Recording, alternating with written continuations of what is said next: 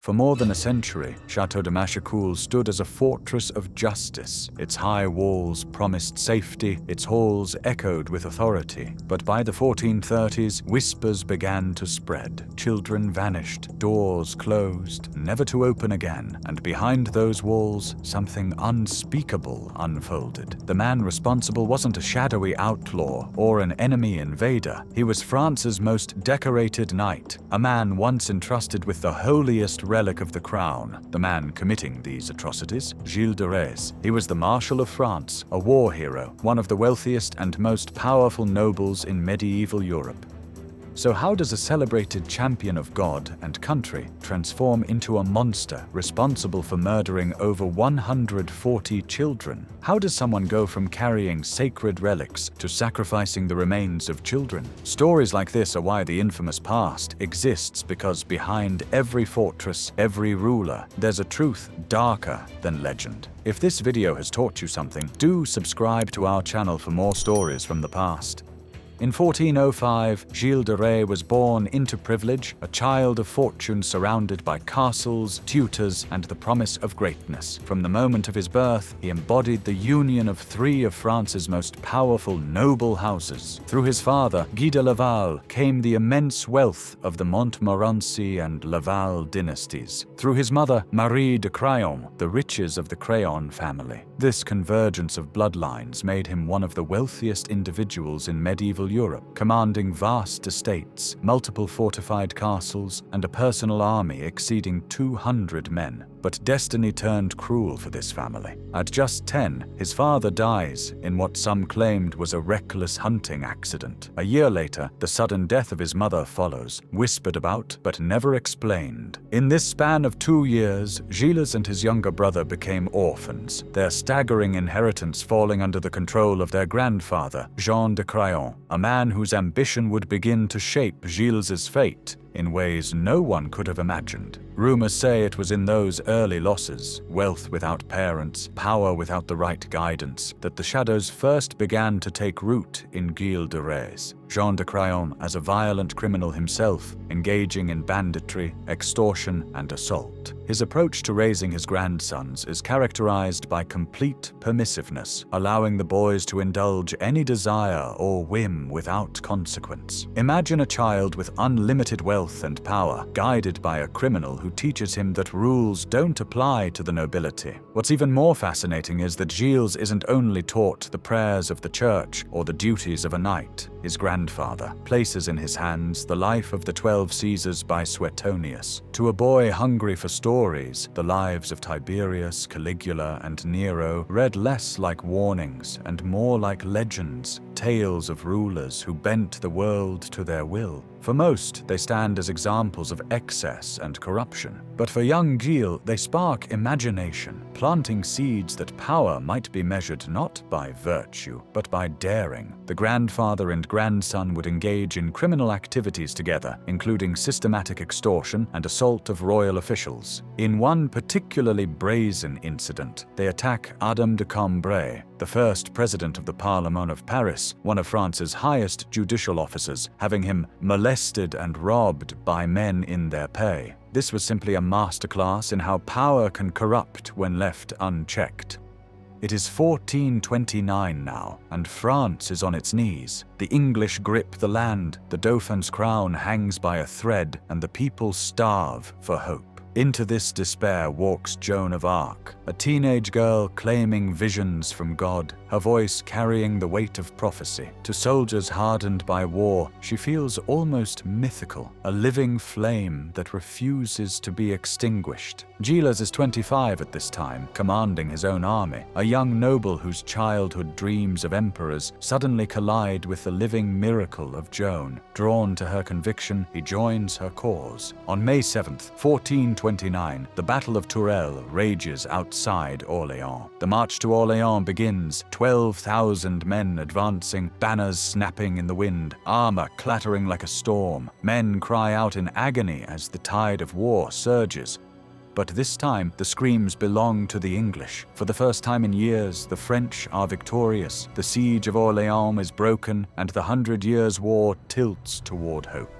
At Joan's side rides Gilles de Rais, his courage tested, his name now etched into legend of one of the most extraordinary campaigns in history. The pinnacle of his military glory comes just weeks later, on July 17, 1429, at Reims. Inside the towering cathedral, sunlight streams through stained glass as Charles VII is crowned King of France. Gilles is given an honor almost beyond imagining. He carries the holy ampulla, the sacred vessel of anointing oil, said to have anointed French kings for over 1,000 years. Moments later, he is elevated to Marshal of France, the highest military title in the realm. Picture this: a young noble who once devoured tales of emperors now holds in his hands the very symbol of divine kingship. To those present, Gilles de Rais embodies loyalty, faith, and knightly honor. But swiftly fate turns cruel. In May 1430, Joan of Arc is captured by the Burgundians at Compiègne, and 1 year later, she was executed by being set on fire at the stake in Rouen. To contemporaries, Gilles is devastated. He had believed her a true saint, chosen by God, and he carries the weight of having stood beside her in her holy mission. Then, in November 1432, another blow falls: the death of his grandfather, Jean de Craon, the last figure who had restrained his impulses. With Joan gone and his guardian buried, the path ahead for Gilles is stripped of its light. What remains is wealth, power, and a void that nothing sacred seems able to fill. And then, almost without warning, the hero of Orléans disappears from the battlefield. Gilles withdraws from war and retreats into his estates in Brittany. What follows defies comprehension. He builds a court so lavish it rivals the king himself. Hundreds of servants and attendants orbiting his every whim, gold flowing as though it were endless. But the unease of his contemporaries lies not only in the scale of his spending, it lies in what he chooses to spend it on. In March 1435, he commissions the Chapel of the Holy Innocents at Machecoul, declaring it built for the bliss of his soul. Its stone walls rise solemn and grand, adorned with stained glass that scatters light across the floor like liquid fire. Yet the dedication unsettles many. The Holy Innocents, the children murdered by King Herod, stand as a troubling symbol of what lies ahead. Inside, a boys' choir sings in voices so pure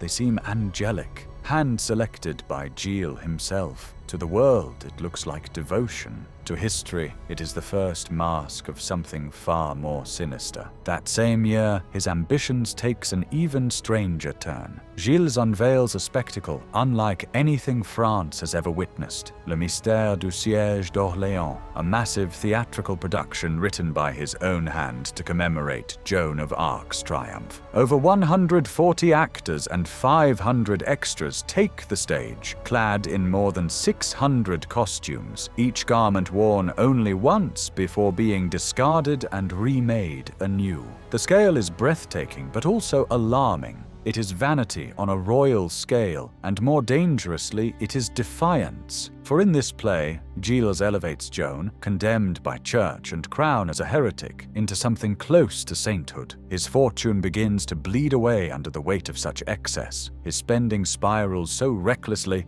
that King Charles VII himself intervenes, forbidding Gilles to sell any more of his lands. For a Marshal of France, it is an unprecedented humiliation. With his wealth collapsing and his grip on reality slipping, Gilles begins searching for salvation in places where faith no longer dares to tread. And from this moment, the shadows around him only grow darker. Desperate to restore his fortune, Gilles turns to the occult. In 1438, he dispatches his priest Eustache Blanchet to Florence with instructions to recruit practitioners of the dark arts. Blanchet returns with François Prelati, a charismatic 22-year-old Italian cleric and supposed master of demon summoning, drawing mystical symbols and circles on stone floors in the lower halls of Tiffauges Castle. Candles flicker as Prelati reads from grimoires containing the names of demons, attempting to summon a spirit. Gilles provides written contracts promising the demon vast wealth and power, carefully exempting only his soul and life from the bargain. But when initial attempts fail to produce supernatural manifestations, Prelati claims the demon is angry and requires more substantial offerings. Specifically, he demands the sacrifice of children and the offering of their body parts during invocation ceremonies. It's at this point that Gilles' occult dabbling intersects with his developing homicidal tendencies. Gilles' first murders of children occur sometime between spring 1432 and spring 1433. The methodology is as horrifying as it is systematic. Children, primarily boys between ages 7 and 18, approach his various castles seeking alms or employment. These children, typically from poor peasant families, represent easy targets in a society where their disappearances might go unnoticed. According to Gilles' later confession, those children never returned. They stepped through the castle gates with empty stomachs and desperate hope, only to vanish into chambers where mercy had no place. Behind closed doors, their cries echoed through the stone halls, shifting from confusion to terror and then silence. Gilles spoke of it coldly, almost methodically, as if suffering had become his chosen entertainment. The men who heard his words years later admitted they could scarcely hold their quills, their hands trembling as they recorded his testimony. Account records of nights filled with fear so profound it seemed endless, of innocence broken in ways too dark to describe. What once was a knight of France had become a man who treated human life as something to be toyed with, discarded as carelessly as the wealth he had squandered. Perhaps most chilling is the disturbing pleasure Gilles seemed to take in these acts. His confession reveals grotesque details. He spoke of holding down his victims, of treating their lifeless bodies with twisted fascination. He even admitted to finding fascination in their suffering, in ways too disturbing to fully describe. The disposal of evidence is handled by his trusted servants. Bodies are burned and ashes scattered. At Champtocé Castle, the remains are thrown into the base of the tower before eventually being removed to Machecoul for burning. One servant later testified about trunks filled with human remains being transported between castles, an operation requiring secrecy and careful planning. Gilles provides the body parts to François Prelati for use in demonic invocation ceremonies. The castle chambers are lit by flickering candles, mystical circles drawn on the floor, and eerie effigies placed around vessels said to contain offerings from his victims. This was a systematic ritual murder justified by supernatural consultation. For 8 years, this reign of terror continues across Gilles' vast holdings. His confession mentions murders at Champtocé Castle, Machecoul Castle, Tiffauges Castle, and various locations during his travels. The mobility afforded by his wealth and status allows him to prey on children across a wide geographic area while avoiding concentrated suspicion. But even the most powerful nobles can't escape justice forever. Ironically, Gilles isn't arrested for his serial murders, but for a separate incident involving ecclesiastical property. In May 1440, he becomes involved in a property dispute concerning the church of Saint-Étienne de Mer-Morte, violently seizing the property and kidnapping the officiating priest, Jean Le Ferron. This assault on church authority provides Jean V, Duke of Brittany, with the legal pretext he needs to move against Gilles while potentially seizing his valuable properties. On September 13, 1440, Gilles is summoned to appear before the ecclesiastical court of Nantes on charges of murdering children, sodomy, invoking demons, offending the divine majesty, and heresy. 2 days later, he's arrested at Machecoul Castle. The trial that follows represents a fascinating example of medieval jurisprudence. Initially defiant, challenging the court's authority and claiming the charges are fabricated by political enemies, Gilles eventually provides a comprehensive confession on October 21st, 1440. This confession, preserved in its entirety in trial records, represents one of the most detailed accounts of serial murder from the medieval period. But here's what makes his confession truly extraordinary. The the level of psychological insight it contains. Gilles explicitly connects his crimes to his poor upbringing, warning parents about the importance of strict moral education and the dangers of allowing children too much freedom. Whether this represents genuine remorse or calculated manipulation remains debatable. On October 26, 1440, Gilles de Rais, Marshal of France and companion-in-arms to Joan of Arc, was executed by hanging, his body consigned to the flames. In his final moments, he reportedly delivers a lengthy sermon to the assembled crowd, warning about the corrupting effects of unchecked privilege and moral laxity.